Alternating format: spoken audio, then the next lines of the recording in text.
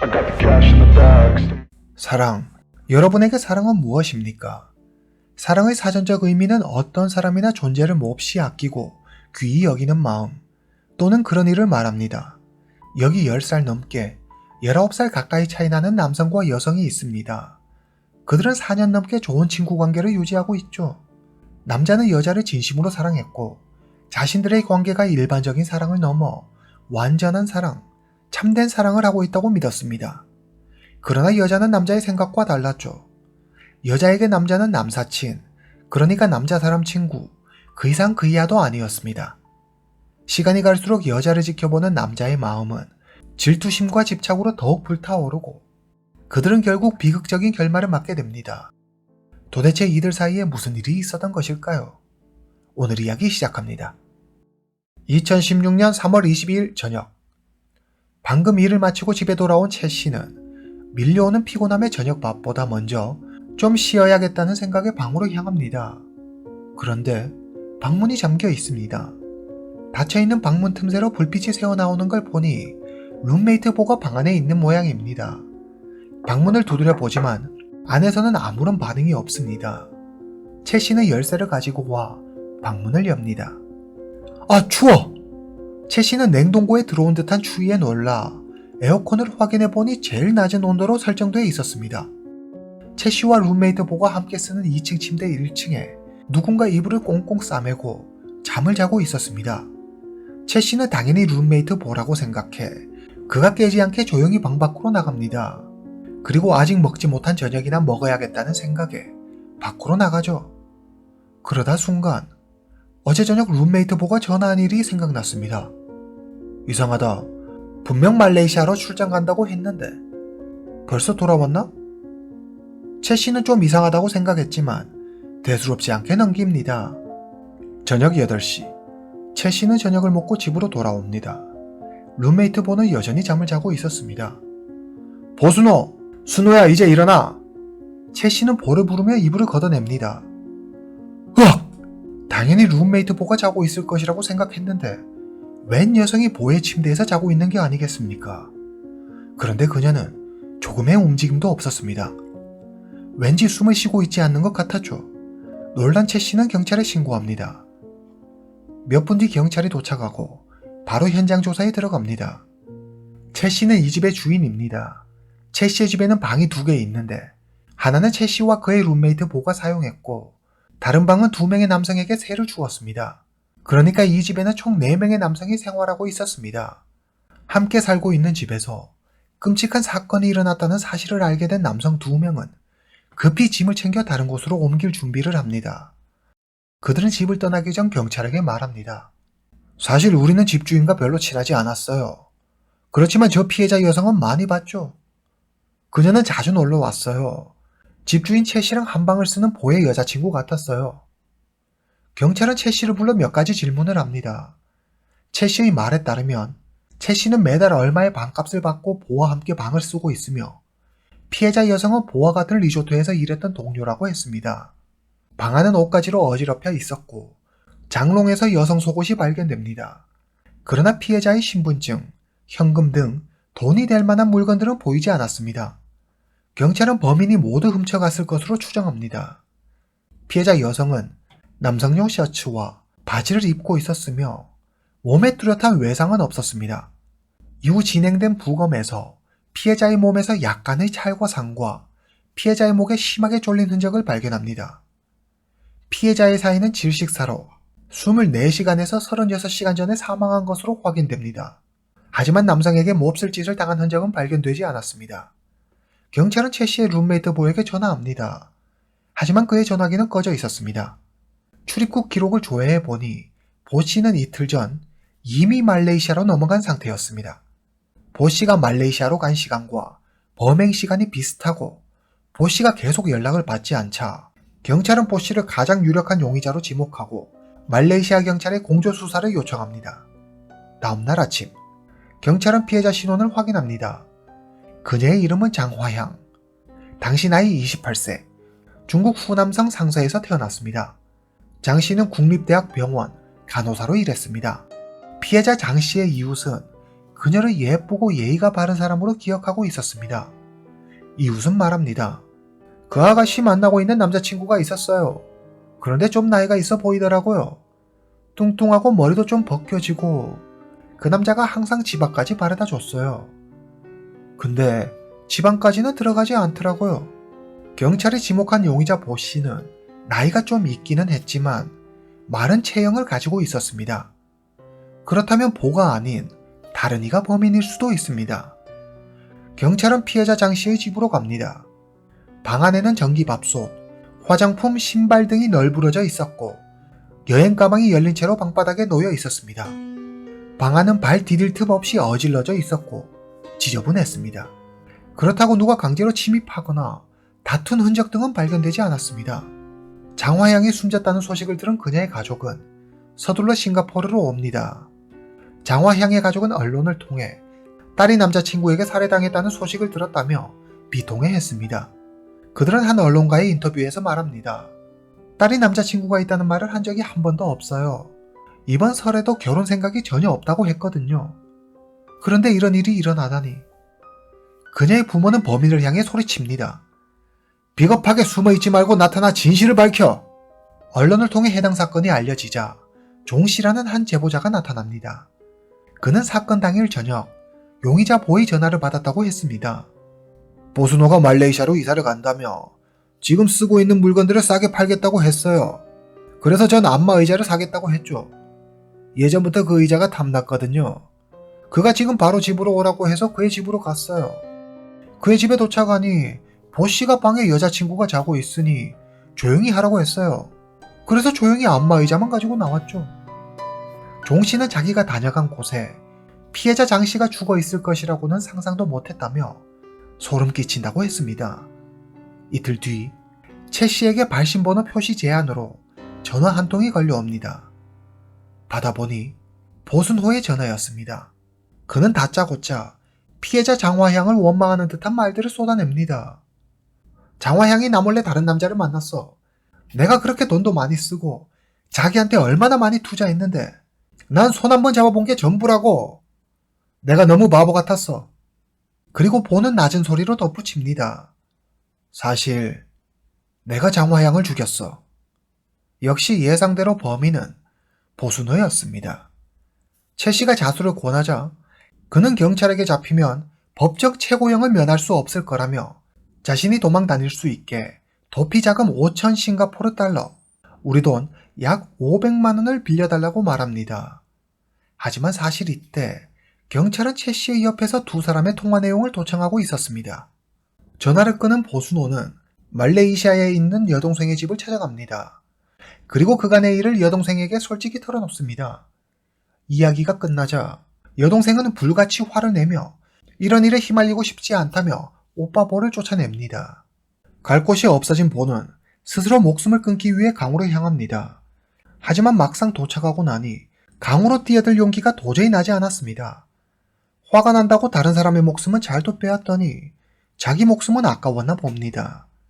보는 길거리를 전전하며 몸을 숨기다 결국 말레이시아 경찰에 의해 체포되고 맙니다. 다음날 말레이시아 경찰은 보순호를 싱가포르 경찰에 인도합니다. 첫 번째 경찰 신문에서 보는 자신의 범행 일체를 모두 인정합니다. 그러면 보순호의 진술에 따라 사건을 재구성해 보겠습니다. 2011년 말 간호학과에 재학 중인 장화향은 용돈을 벌기 위해 리조트 레스토랑에서 아르바이트를 합니다. 그녀는 그곳에서 보순호를 알게 되죠.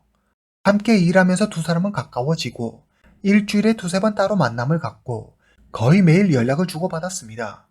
장화향은 대학을 졸업하고 국립대학병원 간호사로 취업합니다. 두 사람은 다른 곳에서 일하게 됐지만 그럼에도 계속 좋은 관계를 유지해 나갑니다. 보순호의 한 달 월급은 2천 싱가포르 달러, 우리 돈 약 200만 원 정도입니다. 그는 매달 월급의 반이 넘는 돈을 장화향을 위해 썼습니다. 밥값, 교통비, 선물까지 100% 모든 비용을 보 씨가 부담했습니다. 심지어 따로 용돈까지 챙겨주었죠. 보순호는 장화향을 사랑했고 남자라면 당연히 이렇게 해야 한다고 생각했습니다. 평소 보순호는 장화향을 공주님이라고 불렀고 장화향은 보순호를 먹개비라고 불렀습니다. 둘은 같이 영화를 보러 다녔습니다. 하루는 영화를 보며 음료수 하나를 둘이 나눠 마시고 장화향이 보순호에게 팝콘을 먹여주기도 합니다. 이때부터 보순호는 장화향에 대한 남다른 감정을 갖게 됩니다. 둘은 함께 속옷을 사러 가기도 했습니다. 보순호는 너무 행복했습니다. 어리고 예쁜 장씨가 자신의 연인처럼 느껴졌습니다. 하지만 그건 그의 큰 착각일 뿐 장화향은 한 번도 보순호를 이성으로 느낀 적이 없었습니다. 그저 가까운 남자 사람 친구로만 생각했습니다. 3년이 지나고 보순호는 여전히 장화향을 좋아하고 있습니다. 그렇지만 사귀자는 말을 한 번도 꺼낸 적은 없었습니다. 한 번은 설날을 맞아 쇼핑을 하는데 사람이 너무 많아서인지 장화향이 갑자기 보순호의 손을 잡습니다. 보순호는 심장이 터져버릴 것만 같았습니다. 그는 장화향도 자기를 좋아하는 것이 틀림없다고 확신합니다. 그러나 그날 이후 더 이상의 스킨십도 장화향이 보순호에게 가까이 다가오는 일도 일어나지 않았습니다. 보씨와 장씨 두 사람이 알고 지낸 지 4년이 되었습니다. 보순호는 용기를 내 장화향에게 청혼합니다. 만약 남자친구가 없다면 나와 결혼해 줄래? 순간 장화향이 얼굴을 찡그립니다. 그녀는 보순호의 말을 못 들은 척하며 대답하지 않고 밥이나 먹으러 가자며 밖으로 나갑니다. 이날 이후 장화향은 예전과 달리 보순호의 연락을 피하며 문자를 보내도 항상 늦게 답을 했습니다. 보순호는 장화향이 자신을 피한다고 느꼈습니다. 그는 도대체 무엇이 잘못됐는지 도저히 알 수 없어 혼자 애만 태웠습니다. 그러다 그는 장화향에게 남자친구가 생겼을 것이라고 생각해 매일같이 퇴근하면 장씨 집 근처에 숨어 몰래 그녀를 감시합니다. 2016년 3월 18일 금요일, 보순호는 장화향이 키 크고 잘생긴 남자와 함께 택시 타는 것을 목격합니다. 그는 머릿속이 새하얘졌습니다. 주말 내내 분노로 잠을 잘 수가 없었죠. 보순호는 장화향이 자신을 배신했다는 생각에 분에 견딜 수가 없었습니다. 내가 널 위해 얼마나 노력했는데, 다 갖다 바쳤는데 감히 날 배신하다니. 절대 용서하지 않을 거야. 2016년 3월 22일 월요일, 사건 당일 보순호는 장화향에게 전화합니다. 호거를 만들어 먹으려고 장을 좀 봤는데 같이 점심 먹을래? 장씨는 흔쾌히 승낙합니다. 오후 1시, 짧은 스커트 차림의 장화향이 보순호의 집으로 들어옵니다. 둘은 거실에서 즐겁게 이야기를 나누며 호거를 먹습니다. 점심을 다 먹고 난 후 두 사람은 소파에 앉아 TV를 봅니다. 그런데 장화향이 갑자기 1000 싱가포르 달러를 빌려달라고 합니다. 더 이상 그녀의 ATM기가 되기 싫었던 보순호는 그녀의 부탁을 거절합니다. 그러자 장화향은 보순호를 향해 막말을 합니다. 쓸모없는 것 같으니라고. 그런데 보순호는 화를 내기는커녕 웃으며 장화향을 쳐다봅니다. 그는 무슨 생각인 걸까요? 장화향은 보순호의 방으로 들어가 화장을 고칩니다. 잠시 후 보순호가 방으로 들어오더니 와락 장화향을 껴안습니다. 그리고 강제로 그녀에게 키스하려고 하죠. 미쳤어? 장화향이 보순호를 밀치며 크게 화를 냅니다. 그리고 가방을 메고 나가려는 순간 보순호가 장화향을 침대에 눕히더니 그녀의 목을 세게 조릅니다. 장화향은 눈물을 흘리며 애원합니다. 아파, 제발 놓아줘. 보순호는 힘을 풀고 장화향에게 의자에 앉으라고 한 뒤 묻습니다. 3일 전에 만났던 남자 누구야? 장화향은 그 사람은 카지노에서 우연히 알게 된 사람이며 4-5번 정도 만났을 뿐 아무 사이도 아니라고 했습니다. 보순호가 또 묻습니다. 몇 년 전 네 휴대폰에서 전맹이라는 남자의 사진을 본 적이 있어. 그 사람은 누구야? 예전 남자친구야. 이 말을 들은 보순호는 분노로 이성을 잃습니다. 내가 너한테 어떻게 했는데? 너한테 쓴 돈이 얼만데? 네가 이런 여자일 줄이야. 넌 날 가지고 놀았어. 보순호는 화장실로 가 수건 한 장을 집어듭니다. 그리고 장씨의 목에 감고는 두 손에 힘을 줍니다. 잠시 후 장씨는 그대로 힘없이 그 자리에 쓰러집니다. 보순호는 침대에 앉아 쓰러진 장화향을 바라봅니다. 그리고 참을 수 없는 욕정을 느끼죠. 보순호는 숨진 장씨를 침대에 눕히고 몹쓸 짓을 하려고 시도하지만 어째서인지 그의 몸이 반응을 하지 않습니다. 한참이 지나도 자기 뜻대로 몸이 말을 듣지 않자 하는 수 없이 하려던 일을 포기하고 맙니다. 보순호는 원래 여행 가방에 장화양을 넣어 숲에 유기하려고 했지만 장씨의 몸이 이미 굳어버려 가방 안에 넣을 수가 없었습니다. 그는 장씨의 신체를 분리해 가방에 넣을까도 생각해봤지만 겁이나 행동에 옮기지는 못합니다. 보씨는 휴대폰을 꺼내 장씨의 모습을 찍습니다. 그리고 자기 옷과 장씨의 옷을 세탁하고 난 뒤 장씨 옆에 나란히 누워 잠이 듭니다. 다음날 아침, 보순호는 에어컨 온도를 최저로 설정하고 장화양에게 자신의 셔츠와 바지를 입힙니다. 그리고 그는 친구 종씨에게 전화해 안마의자를 팝니다. 보씨는 장씨의 이마에 뽀뽀를 하고 장씨의 휴대폰, 돈, 범행 도구인 수건을 모두 챙겨 집을 나섭니다. 여기까지가 보순호가 진술한 사건의 전말입니다. 싱가포르 법원에서 재판이 열립니다. 보순호의 어머니는 그가 3살 때 돌아가셨어요. 그래서 그는 어머니의 사랑을 제대로 받지 못하고 자랐죠. 보씨의 변호사는 불우했던 보씨의 가정사를 들먹이며 감정에 호소합니다. 그리고 보씨의 IQ는 74밖에 되지 않습니다. 낮은 지능을 지닌 탓에 장씨와의 관계를 정확히 판단하고 행동할 수 없었죠. 보순호가 장화양의 행동을 오해하고 그의 분노에 저지른 우발적 범행이라며 감형을 요구합니다. 법정에서 보순호는 말합니다. 죽일 생각은 없었어요. 수건으로 겁만 줄 생각이었는데 실수로 그만. 정말 죄송해요.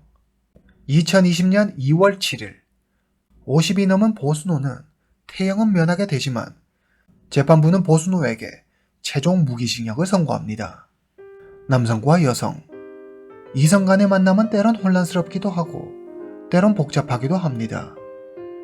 이런 남녀 간에 일어나는 사건을 볼 때면 드는 생각이 있습니다. 관계를 떠나 금전관계는 정말 신중해야 하며 나 싫다는 사람한테 괜히 미련 두지 말고 내 살 길 찾아가는 게 가장 현명한 게 아닌가 하는 생각 말입니다. 오늘 이야기는 여기까지입니다. 다음 시간에 뵙겠습니다.